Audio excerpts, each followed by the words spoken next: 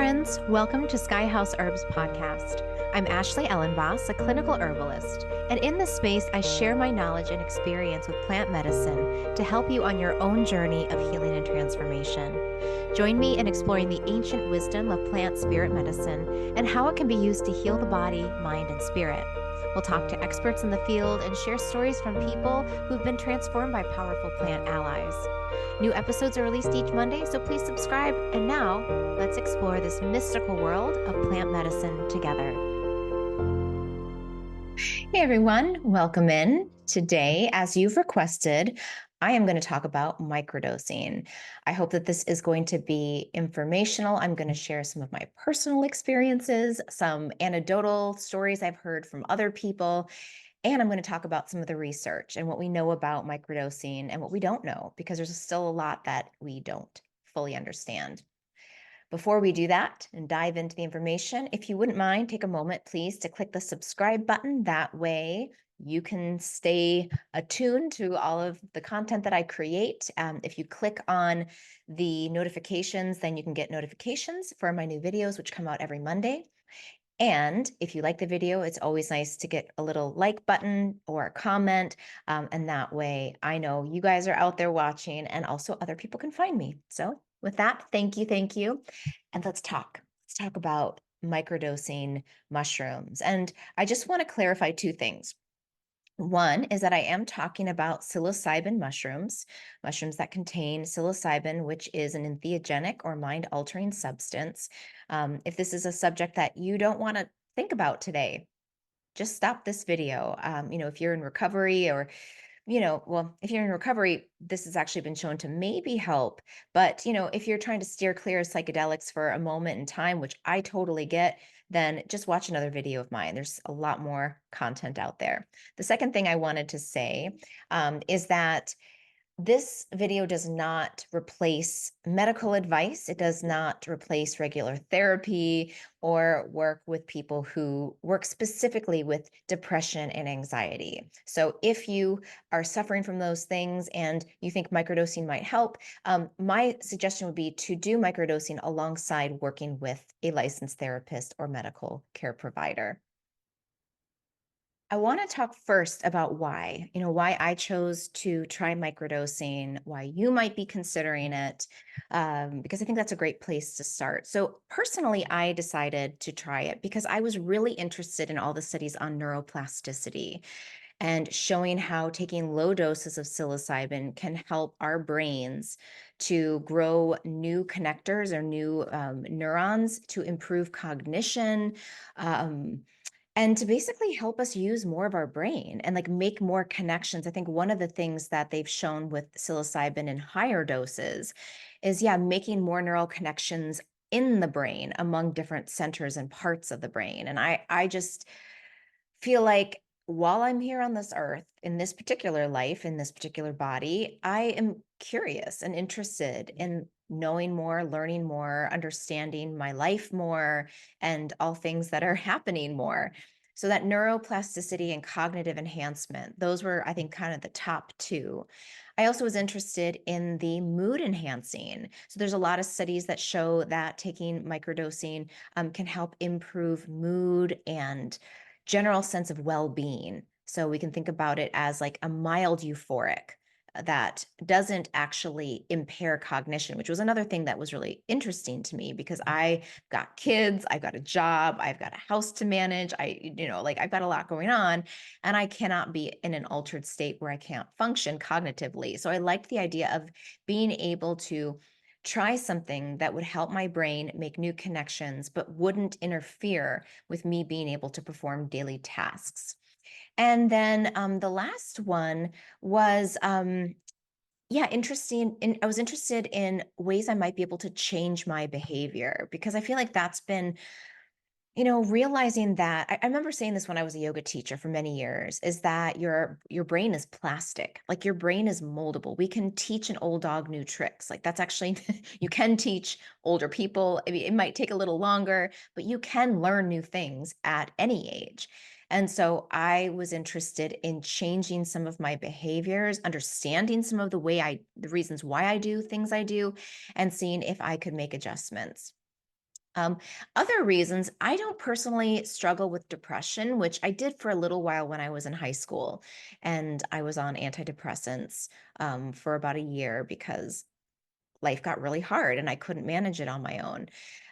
But thankfully, since that time, depression hasn't been something that I've had to really deal with. But I know it is for a lot of people, and there's a lot of research which we'll talk about, but showing that it does help with depression and anxiety. And I think for me, I've never been an anxious person, but as I get older, I think it's just being a for me, I think it's being a mom. I get worried about my kids and I get worried about things a lot more than I ever did. I think it's just part of getting more responsible, right? And like having more things to be responsible for. And so, um, while I wouldn't say that I have any sort of anxiety disorders, I do have low grade anxiety, which in my body and mind shows up as overwhelm, where I have so much going on that I kind of get frozen and then I don't do anything. So that was something I was interested in understanding more and seeing if I could change. So you might be interested in for it for all the same reasons, or there may be other reasons why, specifically depression, anxiety, mood, cognition enhancing, and neuroplasticity are some of the big ones. Now, another thing that people are probably curious about is where do you get these? Where do you find these mushrooms? And right now in Minnesota, which is where I live, they have they haven't decriminalized mushrooms, but they are not seeking out people who grow mushrooms or who are using mushrooms for their own personal use. That being said, I'm still very cautious. I'm not going to mention any names, places, because I just want to keep myself and my community in safe standing since I am making this into a public video. So here's what I will say is that there are a lot of great ethical sources. And if you do your research online, you can find places that provide, guaranteed high quality mushrooms. I would also recommend, if you have the time and space, to grow them yourself. It's really not that hard. You just need to find someone who can provide you with a growing kit. And I would recommend that you buy a kit that has all of the parts you're going to need. That way you're not trying to source everything. And, again, I don't, I'm just going to leave it at do some research, find a place that sells kits. And I will say that the first time that I tried it was I sourced it from a friend, and um, I had them for like 3 years in a dark sealed container. And I had been thinking about doing it, but time and space and life just I didn't get, it didn't work out. So I actually dug them out from like my like memory box that were like, again, they were 3 years old, but they were wrapped really well. They were dry. I took them out, smelled them. And then I powdered those and encapsulated them myself. So that was my first experience. I'll tell you about what that was like. And then I will say that the second time, I'll just say that, I found a very reputable source and also was able to powder and capsulate them myself, which I like that because then I could see that they were the actual mushroom. I could compare them against pictures online, right? Because once you get a powder, you don't know. It's like hard to know exactly what that powder is. But if you have the mushroom dried, you can then see what you're getting, or if you grow them yourself, then you'll definitely be able to know if they match up because you'll be able to identify them. So the first one that I used, I don't know what strain it was, but the second one that I used more consistently was the Golden Teacher strain. And I really enjoyed that. It's considered to be one of the strains that is, or species that is best for beginners because it's very mild and gentle. It's instructive. And because I guess for me personally, I see these mushrooms as living beings. It's not just like, oh, well, it has these chemicals or it has this thing. I'm like, no, like the way that I view plants as an herbalist, it's like they each come in with their own personality.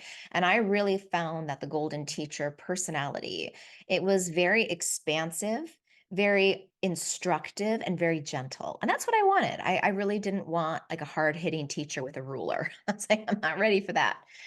So take that with what you will and or for what it is. And that might be something to consider too if you're starting off and you're not, that's more your style and your speed.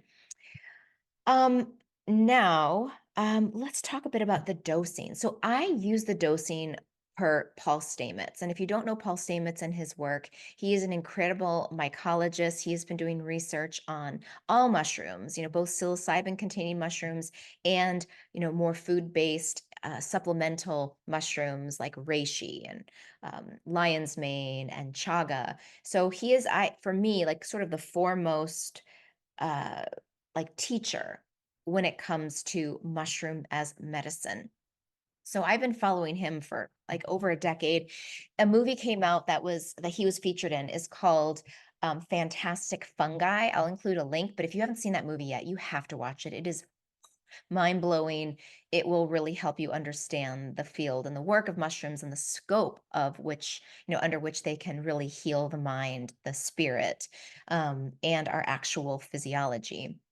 So, based on Paul Sam's extensive research on psychedelic mushrooms, his own personal experience, which for me is very important. Like, I'm not going to take something that someone recommends that they haven't taken themselves. Like, no, thank you. And that includes herbs. Like, don't teach me about an herb unless you've experienced it yourself, because there's an experience and a wisdom that you can only find if you've done it. So Paul, he shares a lot of his stories, and I really appreciate that. So he is my trusted source, and he recommends starting at zero point 0.1 gram up to zero point 0.3 grams. So that's about a tenth of kind of a standard dose of psilocybin based mushrooms. So you do need to have a really good scale that measures out to like the second decimal place. So like 0.00. It needs to be able to do both of those. Um, and those of you who know the metric system can can remind me what decimal place that is. The second decimal place to the 10th, I think, you want to be able to go out to, or maybe it's the 100th. No, I guess maybe it's the 100th.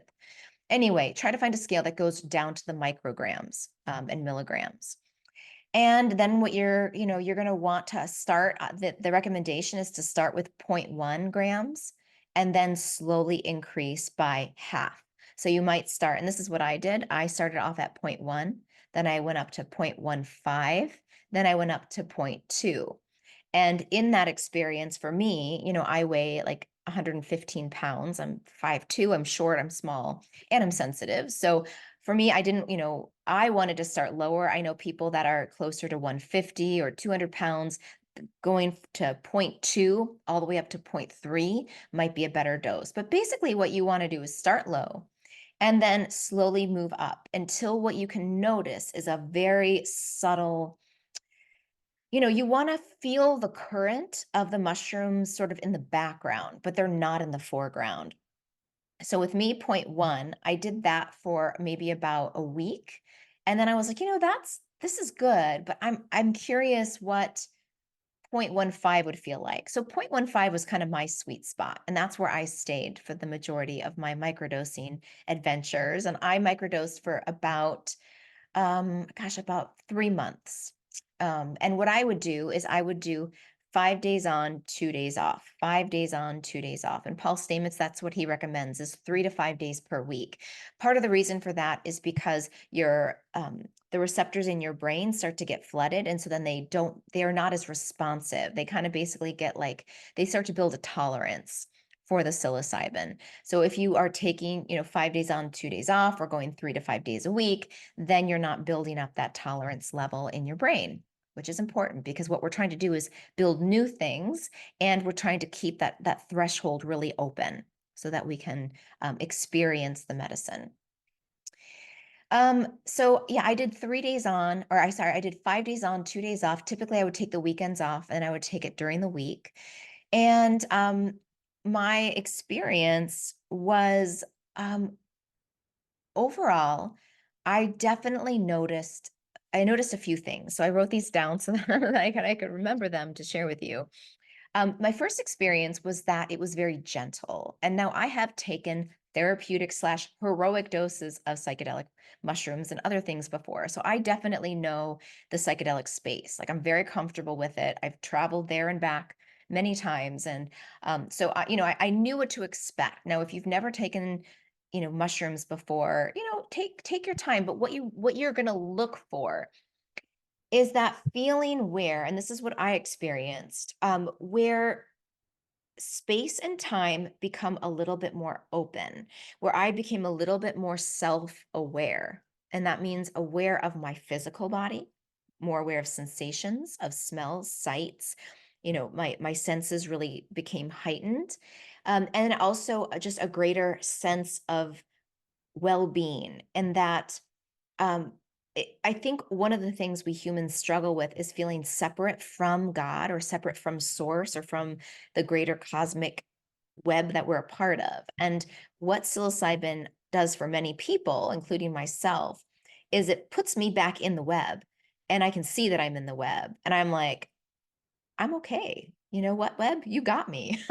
Like, obviously, I still need to pay attention and do the things I have to do to keep myself safe and keep the well being of my family intact. I mean, that's easy to do. Um, and at the same time, knowing that you are being supported and that there's not so much pressure on you is a huge mood enhancer. And that's what I started to notice as I went up in dose to around 1.5 or sorry, 0.15.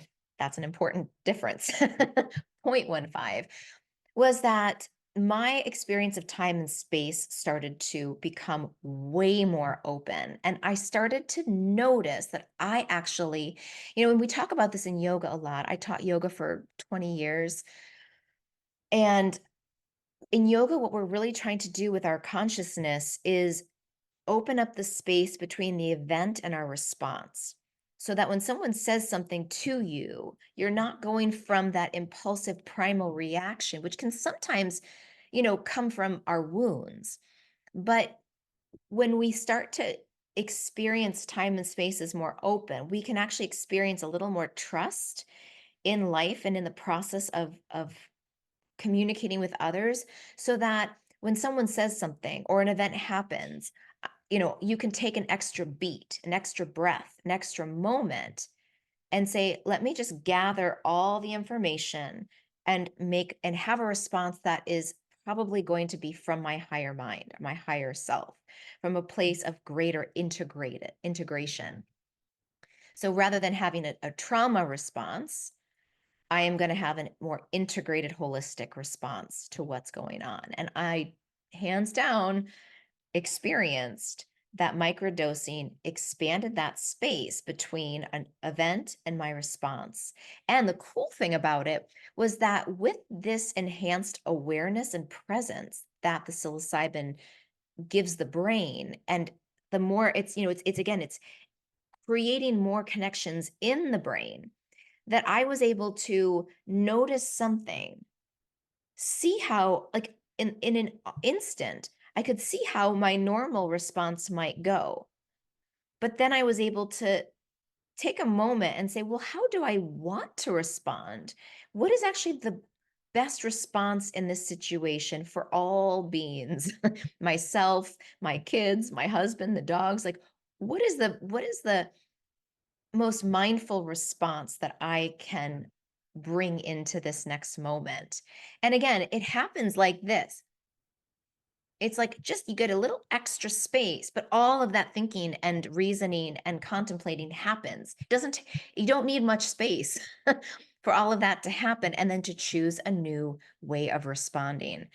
Um, that was, I think, one of the greatest gifts of my microdosing adventure was getting the time to notice how I could do things differently, how I could make new choices and create new habits and new patterns. And my friend, she's an incredible therapist. You can follow her on Instagram. She's called the Hardcore Therapist because she's also into hardcore music and supports a lot of people in the hardcore music scene with their mental health struggles, which is super cool. Anyway, she posted something on her Instagram stories recently, which is like, a new thought creates a new image, which creates a new action, which creates a new habit, which creates a new pattern, which eventually becomes who you are. I was like, yes. And so we can think about in those spaces where we can see the full scope of that moment and the implications of every response or reaction we could have. And we choose the one that we think is going to be the most supportive, helpful, and healthy, then we start to create new neural pathways of behavior. And then they start to become more of who we are. And it becomes easier the next time the child says that mean thing or wants to elicit a reaction. Every time I see that pattern happening again, and I choose not A or B, which are my default, but I choose C. And I notice that when I choose C, my child relaxes and is curious, and then she changes her behavior. Then every time that keeps happening, I keep going, okay, C, C, C, and I keep making that pathway stronger, and that starts to change the world around me. I mean, it's a very holographic universe we live in, and it's actually pretty amazing how simple it is if we have the tools. And I really do think that microdosing is a tool. It is an incredible life hack tool that our ancestors have been using, and even animals use. Deer, reindeer, rabbits, they are utilizing these fungi um, to help them learn new ways of living as well. So let me tell you, I wanted to tell you three stories about my experience with microdosing. The first one was, it happened maybe about 3 weeks into my microdosing experience. And I have this, I have to wake up my kids for school in the morning, and any other parents who have to do that. It's a whole thing. It's a whole world. And what my pattern used to be was, okay, good morning, open up the shades, maybe say some nice things. And, it's gentle, but I'm like, and then slowly the intensity gets up. It's like, okay, it's time to get up. It's time to get up, until I've thrown all the lights on and I'm yelling at them, like, you need to get out of bed. We're going to be late. This took too long. And then I go into a tailspin of lateness and hurry and rushing and stress. And the kids are now stressed. I'm now stressed. No one is happy. And then we're late for school. So, what I noticed in the presence of the mushrooms during the week was that I was like, the things I needed to get done in the morning happened a little bit more smoothly. So when it went time to go wake up the kids, I was a little bit earlier. And I felt like there was a little more space. And so slowly I just started being a little more gentle, because I noticed that my kids, they were it's not that they didn't want to wake up. It's that their bodies needed more time to wake up. And they needed to wake up not just by hearing my voice, they needed my touch. And so would sit and I would rub their back. And that started helping them wake up. And I would just start talking with them. And that was something different. And then when I was brushing their hair, rather than like brush, brush, brush, brush, because we gotta go, and then my 5-year-old screaming because she's got a super sensitive scalp, which is a thing. So I have to be very gentle, but when I'm feeling rushed, I don't have the time, right? Like, again, my perception is like, got to get it brushed. Sorry, you're going to scream because you got to get tougher hair. And then, but in the presence of the mushrooms, it was like, no, that's not kind. You don't feel good doing that. And she doesn't feel good doing that. So take a little extra time. And guess what? It all happens, it appears as though it's going to take longer to get all the little knots from the ends out and to curl it under just so the way she likes it. But actually, if I take my time and do that, and she doesn't get upset, then I'm not spending 5 minutes trying to bring her out of being upset, which is wasting time. So it's like, oh, it's actually an investment. I'm paying it forward by brushing her hair gently and avoiding the tantrum. That actually makes everything go smoother, because then the battle between her and I, which would happen, and then the battle to eat your food faster, get your shoes on faster, all that was removed because I never let the first battle happen.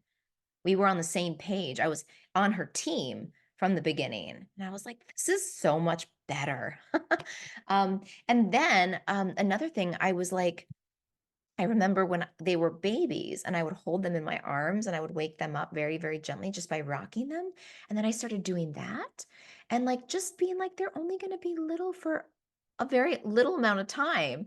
So let me just let me lift my baby out of bed and say, oh, my sweet little summies, and kiss her head and rock her and pet her hair and just, very gently hum to her, just like she did when she was little, because she still is little. Like, it was like, yeah, she still needs that level of comfort and attention to bring her out of the dream state and dream world into this other world that I'm now asking her to come into.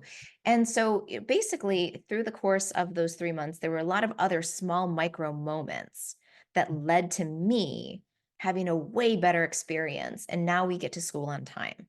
So, and those changes persisted because they became habits and then they became me. So that was a huge one. Another story of a little bit of a microdose mishap was I had taken a few weeks off and then I started up again. And I had taken, I was like, well, I'll take 3, which is 0.2 grams. And yeah, I went to a meeting and that everything was fine at the meeting. I was definitely like, I think more aware of the energy of like exchanges. And I had some really good insights and downloads about my own behavior. And so I shared that at the meeting and that was all pretty good. And then I went to the gym to work out. And this is where things got a little bit like, I was like, oh, that's too much for me. So at the gym, I am like, observing everyone, observing me. And I just was like, you know what? I'm feeling a little bit vulnerable here. Like, because I could feel and perceive were all these little microaggressions, which I mean, I'm a double Taurus, sun and moon Taurus, and I got 3 planets in Aries. And so that Aries energy protects me a lot because I really don't care what people think about me most of the time. Like I just walk through the world doing my own thing, being kind, like my Cancer rising, if someone needs help, like I'm there. But in terms of like what people think about me, like I'm a little dense and that can be actually a fault. To a fault, I can be a little bit dense to other people's perceptions and needs. And so when I was at the gym and I was just feeling all these people walk by and I could see them judging me and thinking things about me. Now, I just want to say, like, it doesn't make you psychic. Like, I couldn't tell what they were thinking, but I could read their body language, like, really well and be like, oh, wow. And just, I did not, it was not an enjoyable workout experience because of that.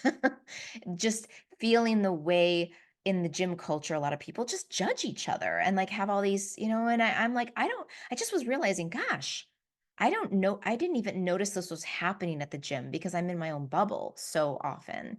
But the upside was that while I was doing my cardio, I was listening to Deepak Chopra, and he's an incredible thinker. And so I definitely had some like wonderful big thoughts and ideas that came through that part of the experience. But after that, I was like, I'm gonna dial it back because I don't like being that vulnerable to other people's eyes, right? So that was my experience of going too high. And then the other thing I wanted to share, which was really, really helpful, was noticing my body's energy changes.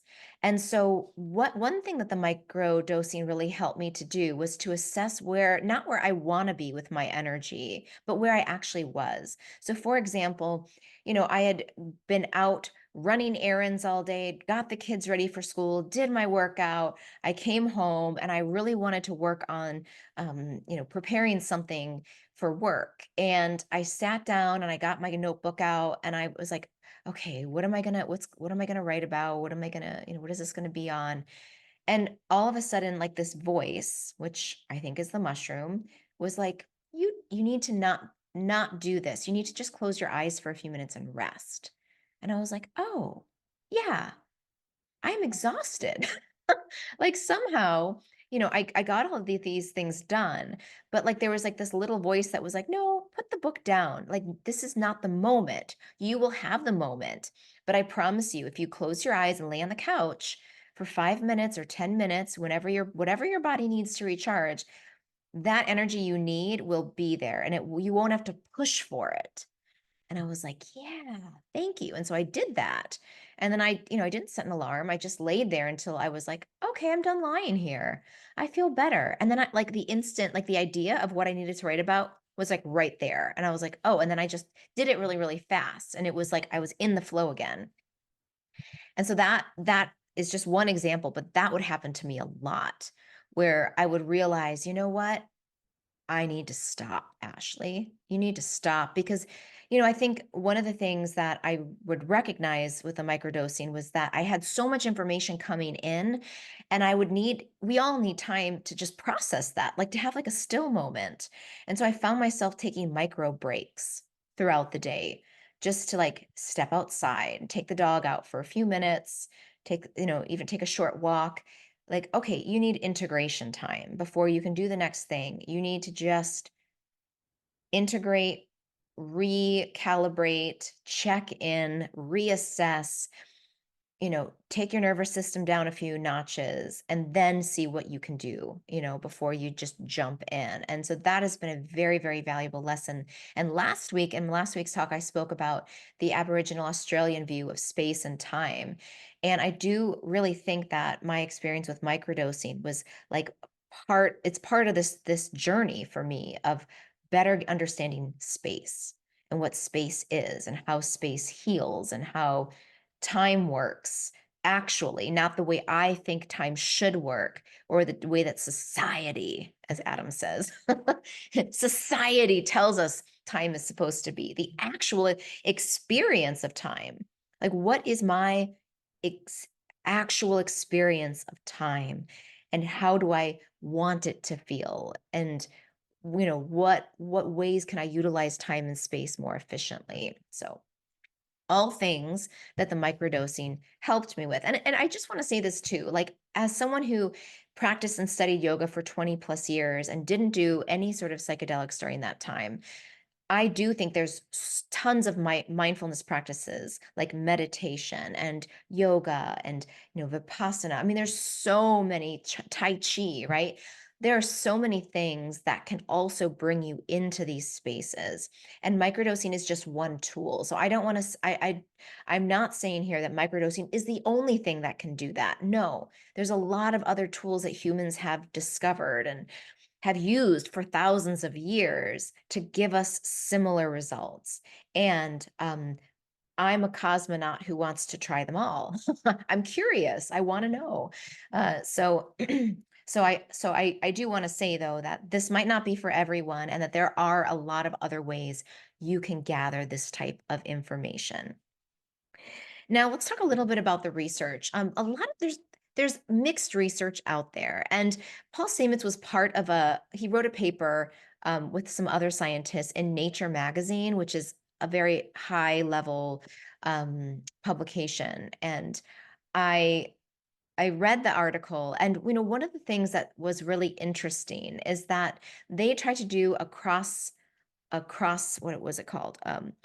They studied several cross-sectional studies, and what they found was that people who'd microdosed, they had perceived improvements in mood, cognitive function, and reductions in stress, anxiety, and depression. These are self-reported studies. They tried to replicate these studies, trying using a placebo based of, using placebo, where they're trying to rule out, okay, what is perceived perceived benefits and what are actual benefits. And it's interesting that there wasn't a humongous difference, and this is what we find. Placebo is amazing. Placebo, I think, is an underutilized medicine. But this is why also one of my teachers at Thai Sophia, Bob Duggan, would say it's not the herb, it's not the acupuncture needle, it's the word. If you can find the right word and match it with the medicine or the herb, that's the healing. So much of healing we know comes from the words that are spoken and the perceptions around the medicines that we take. And so, when someone takes a placebo and they don't know if it's the actual mushroom or not, part of it is the implication of it possibly being a mushroom. That word, that impulse that it could be is powerful and improves outcomes. So that's amazing. And they did find statistical, there was statistical significance in people that did take the microdosing over those who did not, showing that it did improve perceived mood and cognition. They did find that it tended to improve like tapping results or like a motor neuron response more in people under the age of 55 than it did in people over the age of 55. I'm curious about that. I don't know exactly why. They don't know exactly why. And really, at the end of their study, they said, we need more studies. They were like, this is just the beginning of what we need to start looking at. One thing that I thought was interesting from their study was that females that tended to have higher microdose related reductions in depression. Now, we don't know why, but I thought that was really interesting. They also did some studies where they looked at stacking psilocybin microdosing with niacin and lion's mane mushroom. And they didn't find that it actually made that much of a difference in terms of cognition and motor neuron functioning. Although we do know that these two on their that we do know that lion's mane on its own definitely is helpful with cognition enhancing. But you know, for me, I'm like a one herb, one mushroom at a time kind of person. Like I kind of don't want to mix too many messengers in. So I didn't stack it. I just used the golden teacher on its own. And I think there's more research to be done on how you can stack niacin, which increases blood flow to the brain, and lion's mane, which increases neuroplasticity in the brain with these psychedelic mushrooms. However, there have been studies that have shown that when you stack lion's mane with niacin, you do have increased outcomes in rebuilding and enhancing brain function and actually increasing brain cell production, which is pretty incredible. I'll include some links for you all in the description if you want to read this article and learn more. I'll include links to Paul Stamets' work. And as always, I am open to your questions that don't get me in trouble. But I'd love to share any experiences I have. Oh, I was going to share some experiences of friends. Okay, so let me just do this and then we'll close it out. So I have a friend who is a few years older than me, and he tried microdosing for several months. And he definitely also noticed that his ability to relate to other people and his empathy really increased. And his brother even said to him, he goes like, I don't know what's different with you, man, but like I feel like you're really like our relationship has definitely improved because I feel like you're just kind of a different person with me now. And his brother didn't know that he was microdosing, but my friend was like, definitely, I noticed that I'm able to be way more present with people. And therefore, I'm able to be a better brother or a better friend or a better father because I am able to be more empathetically connected. So that was his experience, which I thought was really cool. I had another friend who noticed that it really improved learning outcomes. Like when it came to studying new information, she found that she was able to understand the information and she was able to retain that information in higher levels, like it actually stuck more. So in terms of her being able to grasp new concepts and language, it really improved her ability to do that because it gave her a wider network by which to understand the importance of the information. I was like, oh, that's really cool. Um, so I think that's enough, right? Like I think you have a good sense of what this can do, also what it can't do. It's not going to fix all of your problem. It's not like it's not a magic pill that changes everything in your life, but it can certainly help when done in the right way, um, and when given, I think, a chance to really help influence you to see the world around you in a more expanded and supportive way, right? Taking the burden off of you to try to fix everything and letting something, an altered state, or letting I would say another being. That's the way that I perceive it, like letting someone else come in and teach you new ways of seeing the world. So let me know what you think. Let me know your questions, your thoughts. If you've had any experiences with microdosing, please leave them in the comments because that's going to also help other people in their journey and their adventure with these amazing teachers. So thank you all, and I'll see y'all again soon.